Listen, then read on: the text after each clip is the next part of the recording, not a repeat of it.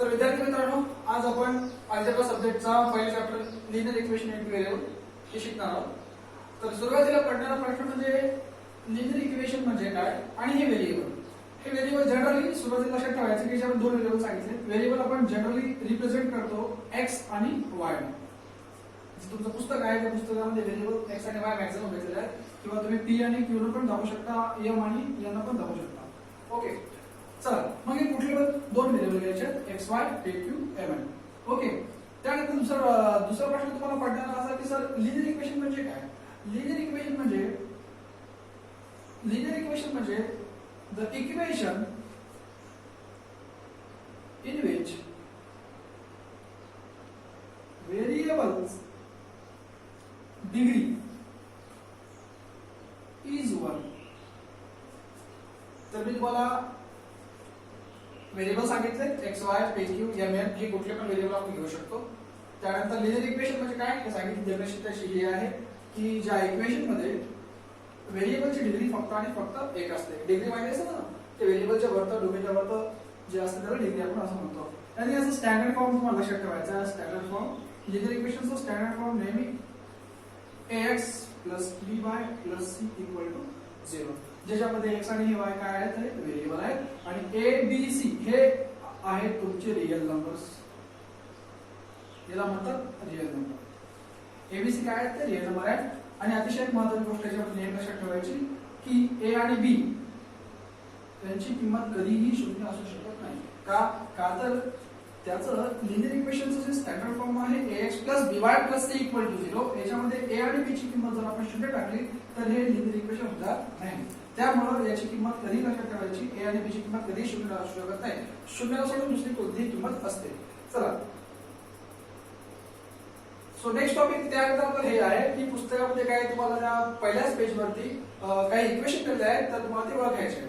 परत एकदा सांगतोय तुम्हाला मी की लिनियर इक्वेशन कसे ओळखायचे. लिनियर इक्वेशन ज्या इक्वेशन मध्ये व्हेरिएबलची डिग्री किती असते, 1 असते. बघा हे स्टँडर्ड फॉर्म आहे तसं ax + by + c = 0. हे बघा व्हेरिएबल कुठला x आणि y, याची डिग्री इथे काही नाही म्हणजे वरतं 1 आहे, म्हणून याची डिग्री 1 आहे. ठीक आहे, हे पहिली गोष्ट लक्षात ठेवायची तुम्हाला. आणि दुसरी गोष्ट लक्षात ठेवायची ही आहे की लिनियर इक्वेशन मधल्या रिअल नंबर कोणते त्यापैकी a आणि b यांची किंमत कधीही शून्य असू शकत नाही. ह्या दोन गोष्टी तुम्हाला लक्षात ठेवायच्या आहेत. आणि त्यालाच लिनियर इक्वेशन असं बोलायचं की ज्या इक्वेशन मध्ये व्हेरिएबलची डिग्री 1 असेल आणि त्याचबरोबर a आणि b त्याच्यातल्या ज्या a आणि b चे रिअल नंबर्स आहेत तर त्यांची किंमत कधीही शून्य असणार नाही. चला, तर मग मी तुम्हाला याच्यानंतर काय इक्वेशन देईन आणि ते तुम्हाला ओळखायचे आहेत की लिनियर इक्वेशन आहेत किंवा नाही. जसे की for examples identify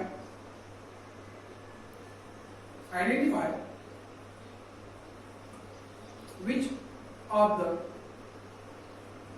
following linear equation. For example,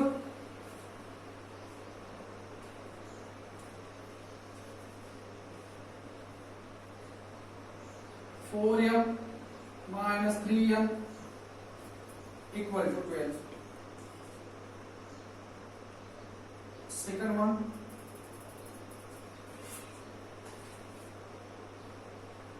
3x² - 7y = 13.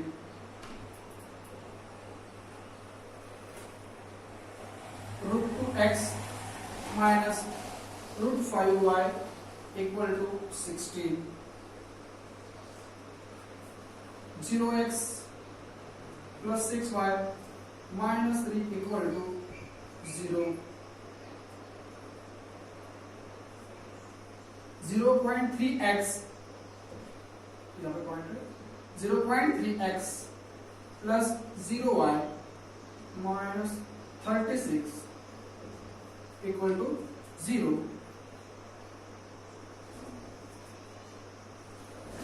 4x + 5y = 4.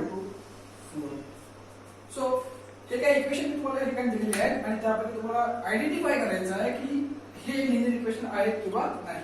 चला, मग पहिलं एक्झाम्पल बघा. काय पहिलं एक्झाम्पल, 4m - 3m = 12. याच्यामध्ये व्हेरिएबल कोणता आहे, याच्यामध्ये व्हेरिएबल कोणता आहे, m आणि n.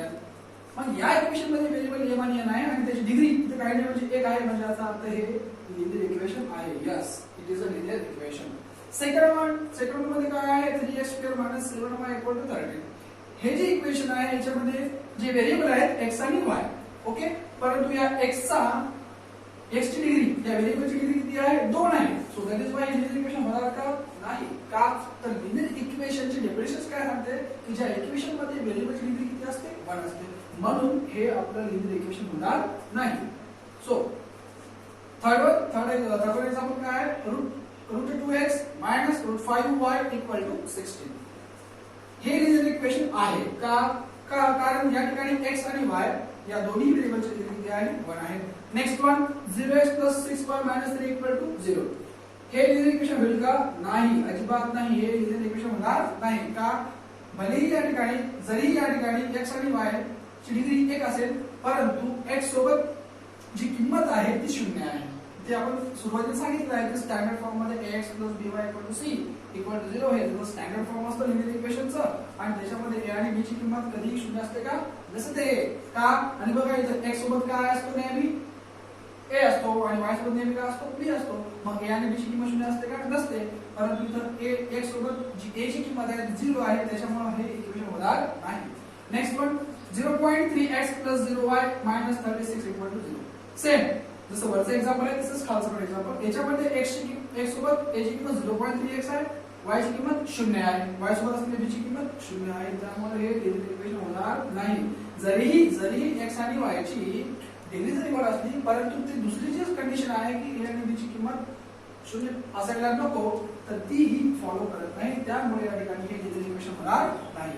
आणि समोरचं जे इक्वेशन आहे बघा 4x + 5y = 4. आता याला थोडंसं आपल्याला सॉल्व्ह करायला लागेल. याला आपल्याला सॉल्व्ह करून घ्यायला लागेल. याला सॉल्व्ह केल्यानंतर याच्यामध्ये क्रॉस मल्टिप्लिकेशन केल्यानंतर आपल्याला मिळणारी जी टर्म आहे ती बघा 4y मिळणारी जी टर्म आहे कोणती मिळेल 4y + 5x = 4xy. मग हे मिळणारे इक्वेशन आहे. याला या इक्वेशनला सॉल्व्ह केल्यानंतर क्रॉस मल्टिप्लिकेशन केल्यानंतर मिळणारी टर्म ही आहे आपल्याला. मग या इक्वेशनला जर बघितलं आपण 4y + 5x = 4xy.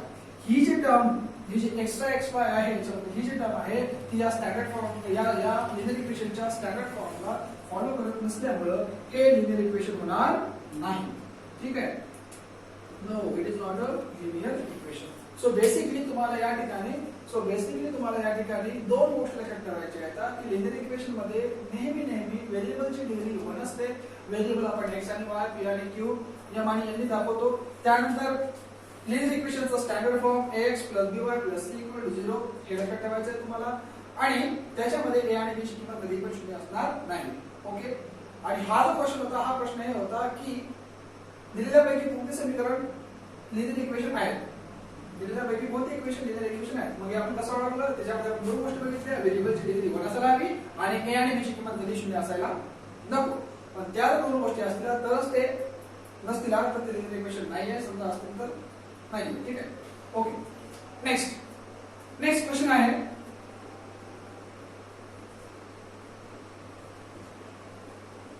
How to solve simultaneous equation.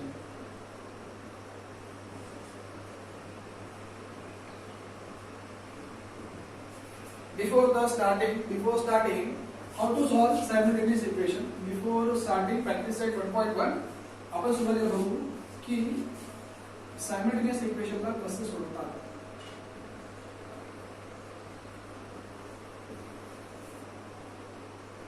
Okay. simultaneous equation ला कसं सोडवलं जातं. मग हे सायमल्टेनियस इक्वेशन काय हो सर. आता तर बघितलं की लिनियर इक्वेशन सांगितली आता आणि सायमल्टेनियस इक्वेशन नवीन भागकडे काय असते. सायमल्टेनियस इक्वेशन म्हणजे काय माहिती आहे ऍक्च्युअली की लिनियर इक्वेशनला दोन लिनियर इक्वेशनला ऍट द सेम टाइम सोडवणं पण सायमल्टेनियस इक्वेशन सोडवणं. ठीक आहे. तर हे या ठिकाणी तुम्हाला काय शिकायचं आहे की सायमल्टेनियस इक्वेशन दोन लिनियर इक्वेशनला आपण एकाच वेळी कसं सोडवू ते आपल्याला बघायचं आहे. ठीक आहे. तर सायमल्टेनियस इक्वेशन सोडवत असताना आपण जी पद्धत दोन पद्धती आहेत त्या सोडवायच्या. एक आहे सबस्टिट्यूट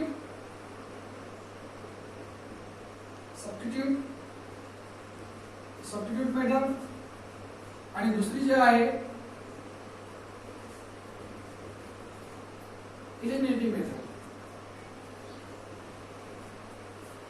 सबस्टिट्यूट मेथड आणि दुसरी आहे ते एलिमिनेटिव्ह मेथड. त्यापैकी आपण ही दुसरी पद्धत जी आहे ती अवलंबणार आहोत. ओके, तर त्यामध्ये तुम्हाला दोन गोष्टी लक्षात ठेवायच्या आहेत. आता कधीही पण इक्वेशन सायमल्टेनियस इक्वेशन सॉल्व्ह करत असताना तुम्हाला दोन गोष्टी लक्षात ठेवायच्या आहेत. तर ती पहिली गोष्ट काय आहे? पहिली गोष्ट ही आहे की लिनियर इक्वेशन मध्ये, कशामध्ये?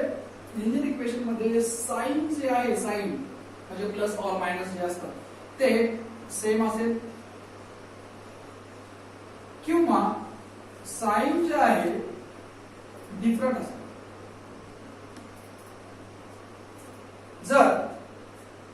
जर लिनियर इक्वेशन मध्ये साइन जर दोन लिनियर इक्वेशन मध्ये साइन जर सेम असेल आणि जर डिफरंट असेल तर काय करणार? इन केस जेव्हा लिनियर इक्वेशन मध्ये साइन सेम असते तेव्हा आपल्याला काय करायचं आहे? त्यावेळेस तिथे करायचे सबट्रॅक्शन करायचे. काय करायचे? सबट्रॅक्शन. आणि नेक्स्ट जर साइन डिफरंट असेल तर आपल्याला आपण काय करणार आहे? ऍडिशन.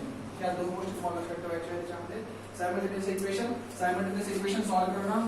सायमल्टेनियस इक्वेशन सॉल्व्ह करत असताना आपल्याला लक्षात काय ठेवायचं आहे की त्या दोन्ही इक्वेशन मध्ये आपण जी पद्धत अवलंबणार कोणती आहे? ती एलिमिनेटिव्ह. ठीक आहे. तर त्याच्यामध्ये आपण काय म्हणणार की साइन सेम आहे किंवा डिफरंट आहे. सेम असेल तर काय करणार? सबट्रॅक्शन. आणि डिफरंट असेल तर काय करणार? ऍडिशन. ओके, तर हे बेसिक गोष्टीवरती इंट्रोडक्शन होतं लिनियर इक्वेशनचं. नाव त्याच्यानंतर मी तुम्हाला काही सायमल्टेनियस इक्वेशन सॉल्व्ह करून दाखवणार आहे. जसे की जे आपलं नेक्स्ट टॉपिक आहे प्रॅक्टिस 1.1 त्याच्यावर आपण बघणार. तर हे तुम्हाला समजलं असेल. परत एकदा सांगू इच्छितो, लिनियर इक्वेशन म्हणजे ते इक्वेशन ज्याच्यामध्ये व्हेरिएबल ची डिग्री 1 असते आणि त्याच्या स्टँडर्ड फॉर्म मध्ये जे एबीसी आहेत ते रिअल नंबर्स आहेत.